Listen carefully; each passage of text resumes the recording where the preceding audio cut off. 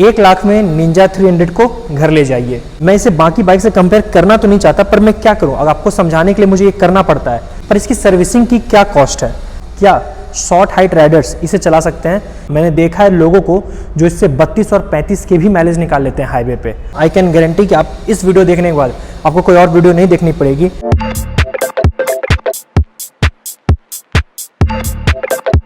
तो hi everyone, welcome back to my YouTube channel. तो आज हमारे साथ है 2023 की कावासाकी निंजा 300। जी हाँ, इस वीडियो में हर एक चीज़ मैं आपको बताने वाला हूँ कि पिछली 300 से ये डिफरेंट कैसे है, कितने नए कलर्स हैं, क्या नए अपग्रेड्स हैं, हर एक चीज़। आई नो मैं थोड़ा लेट हो गया वीडियो लाने में, पर वो मैटर ही नहीं करता, क्योंकि हर वीडियो की तरह इस वीडियो में भी कुछ अलग, कुछ हटके बताऊंगा, कुछ पर्सनल एक्सपीरियंस के साथ बताऊंगा। तो चलिए फिर वीडियो स्टार्ट करते हैं। एंड वीडियो स्टार्ट करने से पहले मैं आपको ये बता दूं कि अगर आप इस बाइक को लेने में इंटरेस्टेड हो तो आपको कितनी मिनिमम डाउन पेमेंट करनी है, कितनी आपकी EMI बनेगी, हर एक चीज़ इस वीडियो में आपको पता लगने वाला है। एंड अगर आप लोग मुझे पुणे से देख रहे हो एंड कावासाकी के किसी भी प्रोडक्ट में इंटरेस्टेड हो, हेलमेट्स, राइडिंग जैकेट्स, बाइक्स, किसी भी चीज़ में, आपको पता ही है कहाँ आना है। अगर नहीं पता तो जो इस शोरूम का एड्रेस है वो नीचे मैंने डिस्क्रिप्शन में डाल दिया है। आप लोगों को कुछ नहीं करना, एड्रेस कॉपी करो, गूगल मैप पे पेस्ट करो, आ जाओ, जो भी चीज़ चाहिए ले लो गाइस। तो चलिए वीडियो स्टार्ट करते हैं। एंड वीडियो को लास्ट तक ज़रूर देखना, क्योंकि जो मेरा personal riding experience and all रहा है वो मैं वीडियो के लास्ट में बताता हूँ। तो चलिए सबसे पहले मैं इसके डिज़ाइन के बारे में बात करता हूँ। ये देखने में काफ़ी एग्रेसिव लगती है, पर आप जिसमें राइड करोगे उतनी एग्रेसिव है नहीं।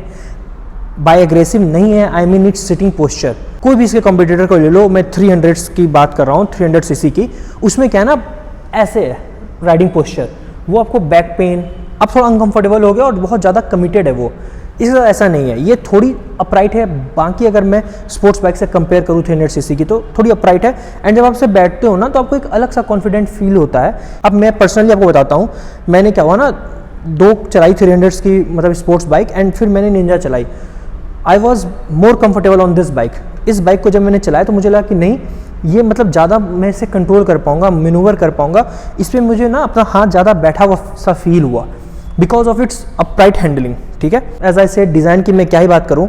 अगर मैं चेंजेस में बात करूँ तो एज सच कुछ खास चेंज नहीं हुआ है जो पिछली बारी हमारी 300 आती थी एंड जो 2023 की एडिशन है। पर हाँ यार, मुझे नहीं लगता कि निंजा के डिज़ाइन को चेंजेस की ज़रूरत है। ग्रीन और कावासाकी, मतलब दोनों क्या ही बोलूँ, एक लाइन में ही जाते हैं।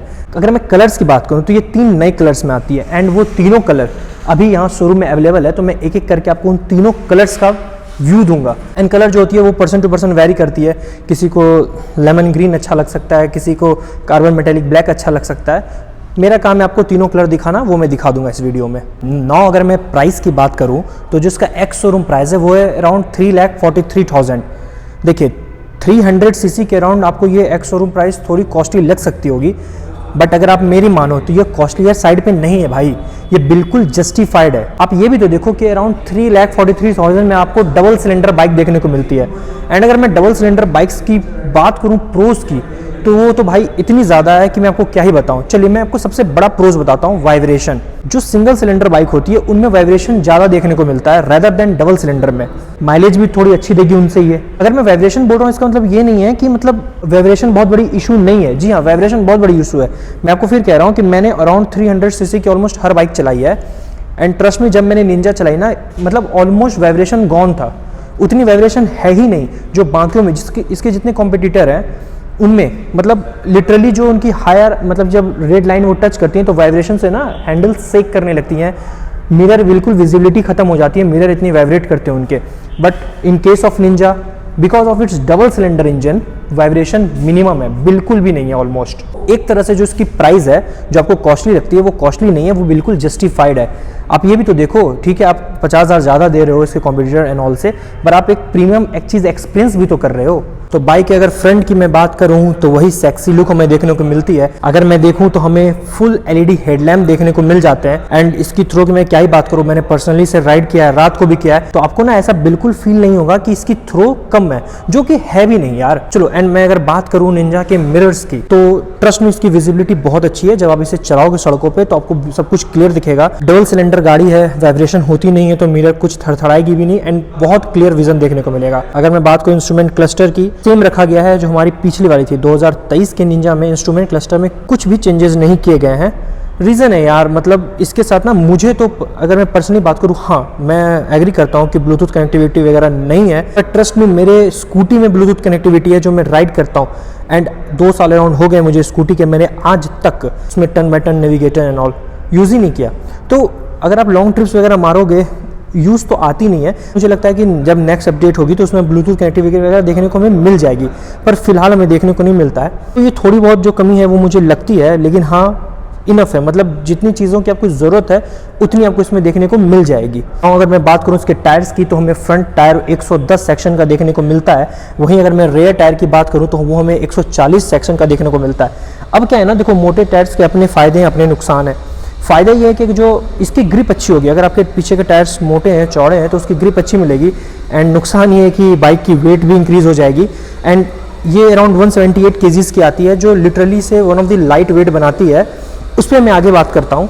Now let's talk about the brake. तो हमें एम्ब्रेंस का ब्रेक कैलिपर देखने को मिल जाता है, डुअल चैनल ABS देखने को मिल जाता है, 17 इंच का एलॉय व्हील देखने को हमें मिल जाता है। चलो ये तो हो गई फ्रंट की बात। नाउ अगर मैं इसके टैंक कैपेसिटी की बात करूँ तो हमें 17 लीटर का टैंक कैपेसिटी देखने को मिलता है, जो अगर आप बाकी बाइक से कंपेयर करोगे तो थोड़ा ज़्यादा है, तो अच्छी है। जब आप क्रूज़ करोगे तो आपको कम रिफिल करना पड़ेगा, अच्छी बात है। एंड अगर मैं इसके माइलेज की बात करूँ तो कंपनी 30 क्लेम करती है, पर जो राइडर्स हैं जो चलाते हैं वो 27 बोलते हैं। पर ट्रस्ट मी, अगर आप इसे ढंग से चलाओ, हाईवेज़ पे चलाओ, तो आपको ये 32 से 35 तक का भी माइलेज निकाल के दे सकती है।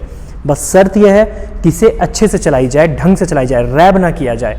तो जी हाँ, मैंने देखा है लोगों को जो इससे 32 और 35 के भी माइलेज निकाल लेते हैं हाईवे पे। Now let's talk about the seat and riding comfort. मैं इसे बाकी बाइक से कंपेयर करना तो नहीं चाहता, पर मैं क्या करूँ, अगर आपको समझाने के लिए मुझे ये करना पड़ता है। जो इसकी पिलियन सीट्स हैं, आप किसी भी बाइक को उठा लो, अपाचे RR 310 उठा लो, BMW उठा लो, किसी को भी उठा लो, 300 cc के अराउंड की मैं बात कर रहा हूँ। आप KTM को उठा लो, RC को उठा लो, किसी की भी पिलियन जो सीट कंफर्ट है निंजा इतनी नहीं है। जी हाँ, बिल्कुल भी नहीं है। एंड जो इसकी राइडिंग सीट्स है वो भी काफ़ी चौड़ी है। एंड अगर मैं सीट्स की बात करूँ तो कुशनिंग बहुत अच्छी है, बहुत ज़्यादा कंफर्टेबल है, both for riders and pillions. Rear side of the bike की बात करूँ तो बहुत लोगों को इसका ग्रैब डिज़ाइन पसंद नहीं आता है। अगर सच बोलूँ तो मुझे भी इतना एज सच नहीं लगता है, पर due to some norms company को ये देना पड़ता है। तो कोई बात नहीं, अगर आपको नहीं पसंद आ रहा है तो आप बाइक खरीद कर बाद में अपने हिसाब से चेंजेस कर सकते हो, खोल सकते हो या मॉडिफाई कर सकते हो। करना तो नहीं चाहिए, रखना तो वैसे ही चाहिए जो सारी नॉर्म्स कंपनी पास करके देती है। जब आप इसे ओन करोगे फिर आप ओनर हो, आपका जो मन में आए आप वो करो। सो ये बात हो गई इसके ग्रैब रेल्स की रेयर साइड की। नौ सबसे बड़ी बात, क्या शॉर्ट हाइट राइडर्स इसे चला सकते हैं? ये क्वेश्चन बहुत लोगों ने मुझसे पूछा है। आज ये प्रैक्टिकल करके देखेंगे। आप लोग मुझे देख पा रहे हो कि मैं कितनी कंफर्टेबली इसमें बैठा हूँ। एंड जो मेरी राइडिंग इंस्टेंस है वो इतनी ज़्यादा एग्रेसिव भी नहीं है। मैंने वीडियो के स्टार्टिंग में भी आपको बोला कि इसकी जो राइडिंग स्टैंस है वो इतनी एग्रेसिव है ही नहीं। बाकी जो भी स्पोर्ट्स बाइक्स हैं उससे ना ये थोड़ी अपलिफ्ट है, जो आपको थोड़ी ज़्यादा कंट्रोल, थोड़ी ज़्यादा कमांड फील करने को मतलब मौका देती है इस बाइक पर। एंड अगर मैं इसके सीट हाइट की बात करूँ तो हमें 780 mm का सीट हाइट देखने को मिलता है, जो काफ़ी सही है यार। मतलब जो सवाल था कि क्या शॉर्ट हाइटेड राइडर्स इसे चला सकते हैं, बिल्कुल चला सकते हैं। एंड अगर मैं ग्राउंड क्लियरेंस की बात करूं तो हमें 140 mm का देखने को मिल जाता है, जो मैं तो यही कहूँगा कि as a sports bike and Indian roads के हिसाब से बेहतरीन है। अब इससे ज़्यादा भी आप क्या ही दोगे, ग्राउंड क्लियरेंस काफ़ी सही है। एंड अगर मैं इसकी राइडिंग की बात करूँ, इसकी राइडिंग इतनी ज़्यादा स्मूथ है कि आपको इसी से पता चल जाएगा कि इसकी इंजन कितनी ज़्यादा रिफाइंड है। एंड जब आप एक कावासाकी राइड कर रहे हो तो आप इंजन के लिए तो कंप्लेन नहीं कर सकते हो यार। कावासाकी राइड करना एंड इंजन की कंप्लेन करना, ये दोनों डिफरेंट चीज़ें हैं। जी हाँ, कावासाकी ने भले ही मतलब अपने इंस्ट्रूमेंट क्लस्टर को अपडेट ना किया हो, बट ये इंजन में कभी कॉम्प्रोमाइज़ नहीं करती। एंड टू बी ऑनेस्ट यार, ये 50,000 जो आप ज़्यादा दे रहे हो बाकी किसी भी 300 cc से, क्यों दे रहे हो? Because of its engine, because of its power. Now अब इंजन की बात आई गई है तो चलिए इसके इंजन पे बात करते हैं अच्छे से। तो नाउ अगर मैं इसके इंजन की बात करूं तो हमें 296 cc का लिक्विड कूल इंजन देखने को मिल जाता है 6 स्पीड गियर बॉक्स के साथ। एंड मैं अगर पावर की बात करूं तो ये ना 39 PS का पावर जनरेट करती है 11,000 RPM पर।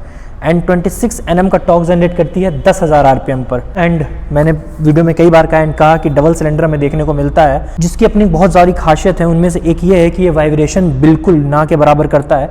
इनफैक्ट अभी जब मैंने इसे राइड किया तो मैं 11,000 RPM तक भी लेकर गया था इसे, जो मैंने 300 राइड की थी उसे, एंड मुझे ना टैंक पर भी वाइब्रेशन देखने को नहीं मिला, जो मैं तो थोड़ा हैरान था। पर फिर मुझे ध्यान है, अच्छा मैं तो कावासाकी राइड कर रहा हूँ। यही तो खूबियाँ हैं कावासाकी की, ये इतने सालों से इंजन बना रही है ना कि इन्होंने इसमें मास्टरी कर रखी है। नौ एक और सवाल जो ज़्यादातर स्टूडेंट्स मुझसे पूछते रहते हैं कि चलो मैंने निंजा 300 ले तो ली, पर इसकी सर्विसिंग की क्या कॉस्ट है। देखो, प्रीमियम बाइक की कुछ खासियत है कि इनमें एक भी सर्विसिंग फ्री नहीं होती। जी हाँ, ये हर प्रीमियम बाइक के साथ आपको देखने को मिलेगा कि उसकी ऑल पेड सर्विसेज होती हैं।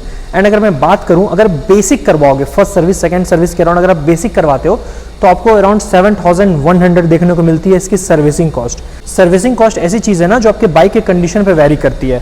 अगर आपने इसे रफ किया है, राइड किया है, मतलब अपने स्टंट्स वगैरह किए, तो ऑब्वियस बात है थोड़ी बहुत टायर खिंच जाएगी, ब्रेक पैड्स चेंज करने पड़ेंगे, तो कॉस्ट बढ़ती जाएगी। पर अगर आप इसे ढंग से चला रहे हो तो जो बेसिक कॉस्ट आती है इसके सर्विसिंग की वो 7100 होती है। मैं फिर आपको बोल देता हूँ कि आपके कंडीशन पे वेरी करता है। ये नहीं है कि मैंने 7000 बोला तो 7000 ही होगा। जिस हिसाब से इसे चलाओगे उस हिसाब से आपको सर्विसिंग करानी पड़ेगी। तो मैंने ऑलमोस्ट हर एक चीज़ इस बाइक के बारे में आपको डिफाइन कर दिया। अगर आप इस बाइक को लेना चाहते हो, आपको कुछ भी नहीं पता है, तो नाउ आई कैन गारंटी कि आप इस वीडियो देखने के बाद आपको कोई और वीडियो नहीं देखनी पड़ेगी। एंड हाँ रुको, आप लोगों को लग रहा हो कि मैं कुछ भूल गया, ऐसा नहीं है। तो अगर मैं इसके मिनिमम डाउन पेमेंट की बात करूं तो जी हाँ, 1 लाख रुपए, 1 लाख ओनली। 1 लाख में निंजा 300 को घर ले जाइए। एंड अगर मैं इसके EMI की बात करूं तो अगर मैं 5 साल की बात करूं तो अराउंड 8000 आपको पड़ेगी पर मंथ। एंड फिर मैं आपको ये चीज़ें कह देता हूं, जो आपकी डाउन पेमेंट होती है, जो आपकी EMIs होती है, वो आपके सिविल पे डिपेंड करती है। तो अच्छी बात तो ये होगी कि आप एक बार खुद से शोरूम आइए, अगर आप लेने में इंटरेस्टेड हो शोरूम आओ, टेस्ट राइड्स लो, फिर इनसे बैठकर बात करो, आप अपनी सिविल दिखाओ, पूछो इनसे आपका कितना डाउन पेमेंट होगा, कितनी EMI होगी। एंड अगर आप मुझे पुणे से देख रहे हो, आपको पता ही है कहाँ आना है, नीचे डिस्क्रिप्शन में इनका एड्रेस है, कॉपी करो, गूगल मैप पे पेस्ट करो, फिर आ जाओ, टेस्ट राइड लो, अच्छी लगे तो इनसे बात आगे बढ़ाओ और आप बाय कर सकते हो। एंड हाँ, मैंने एक और चीज़ बोला था कि मैं आपको इसके तीनों कलर्स दिखाऊंगा जो यहाँ अवेलेबल है। तो चलिए अब मैं आपको तीनों कलर्स दिखाता हूँ कि तीनों जो नए कलर्स लॉन्च किए हैं कावासाकी ने वो कैसी लगती हैं। तो बेसिकली आपको ये 3 नए कलर्स देखने को मिलेंगे 300 में, जिसमें से इसका नाम है लेमन ग्रीन, ये है हमारी candy lemon green, and now this is our metallic moon dust black. To be honest मुझे ये भी अच्छी लग रही है, वो भी अच्छी लग रही है, but my all time favourite is lemon green. इस कलर की जो कावासाकी होती है यार, मतलब एक तो आप सड़कों पे चलोगे लोग आपको ऐसे रिकॉग्नाइज कर लेंगे, एंड पर्सनल फेवरेट भी है मेरी। तो आप लोग भी मुझे कमेंट करके बताओ आपको इन तीनों कलर्स में कौन सी कलर की कावासाकी 300 ज़्यादा पसंद आई इस साल। तो ये रही हमारी कावासाकी निंजा 300। जी हाँ, ये टेस्ट राइड वाली बाइक है, इन्होंने मुझे दी है, पर अनफॉर्चुनेटली आज मेरे पास इक्विपमेंट नहीं है, मेरा GoPro नहीं है, वरना मैं आपको इसकी आज टॉप स्पीड, ये कैसा रैप करती है, हर एक चीज़ दिखाता। पर कोई बात नहीं, मैं आपको एग्जॉस्ट नोट तो सुना ही सकता हूँ। तो चलिए इसका एग्जॉस्ट नोट सुनते हैं। आई नो इसके इंस्ट्रूमेंट क्लस्टर में जो है ना ज़्यादा इन्फॉर्मेशन नहीं है, बट ट्रस्ट मी, इसकी जो इंजन है वो इन चीज़ों को ना ओवर शैडो कर देती है। जी हाँ, आपको कोई फ़र्क नहीं पड़ेगा आपके इंस्ट्रूमेंट क्लस्टर में ब्लूटूथ कनेक्टिविटी है या नहीं है, क्योंकि जो पावर आउटपुट है इसकी लाजवाब है। तो चलिए मैं आपको इसका एग्जॉस्ट नोट सुनाता हूँ।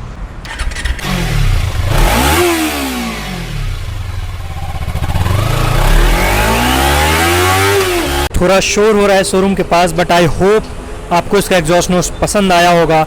कैसा लगा एग्जॉस्ट नोट मुझे कमेंट करके बताओ कमेंट सेक्शन में। तो अगर आप लोगों को इस तरह की वीडियोस अच्छी लगती हैं तो अभी सब्सक्राइब बटन दबाओ एंड मुझे कमेंट करके बताओ कि आप लोगों को कोई भी अगर क्वेरी है, कोई भी बाइक से रिलेटेड, कावासाकी के, अगर आपको ZX 10R चाहिए, Z900 चाहिए, निंजा 400 चाहिए, 300, किसी भी बाइक का रिव्यू चाहिए, उसके बारे में कुछ भी जानना है कि कितनी डाउन पेमेंट है, कितनी EMI है, क्या क्या खूबियाँ हैं उन बाइक में, आप मुझे कमेंट करके बता सकते हो।